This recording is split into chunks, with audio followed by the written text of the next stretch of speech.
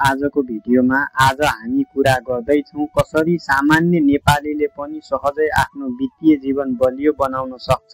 पैसा कमाउनु मात्र होइन, सही तरिकाले सम्हाल्नु नै असली खेल हो। एकदम सरल, घरमै बसेर अपनाउन मिल्ने उपायहरू आजको भिडियोमा छन्। सुरु गरौँ भिडियो। सबभन्दा पहिला खर्च ट्र्याक गर्न सुरु गर्नुहोस्।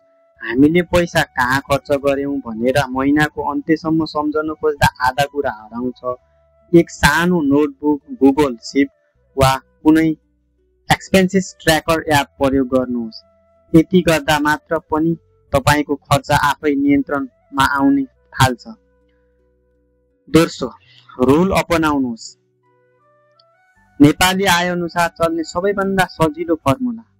तपाईको आयको 50% आवश्यक खर्चमा प्रयोग गर्नुहोस् र बाँकी 50% मध्ये 30% आफ्नो इच्छा अनुसार खर्च गर्नुहोस् र 20% बचत र निवेश गर्नुहोस्।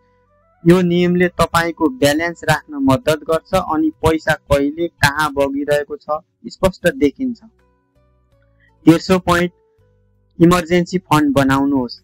जीवनमा कहिले के हुन्छ भनेर भन्न सकिँदैन। कम्तीमा 3 देखि 6 महिनाको खर्च बराबरको आपतकालीन कोष बनाउनुहोस्।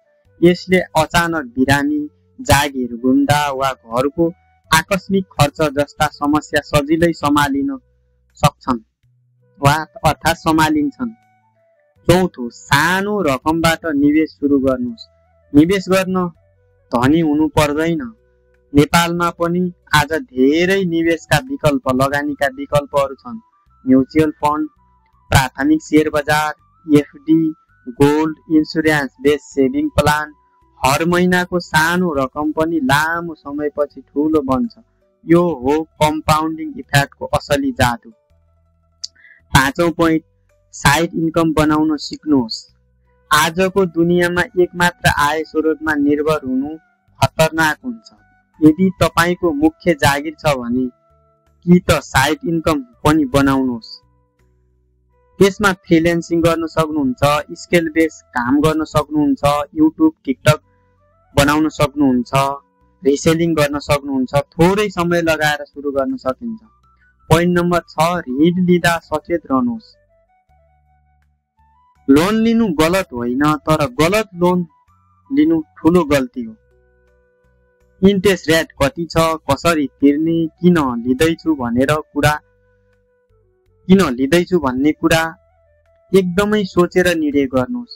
उधारोले जीवन सजिलै पनि बनाउँछ अनि बिगार्न पनि सक्छ। तर बाँकी कुरा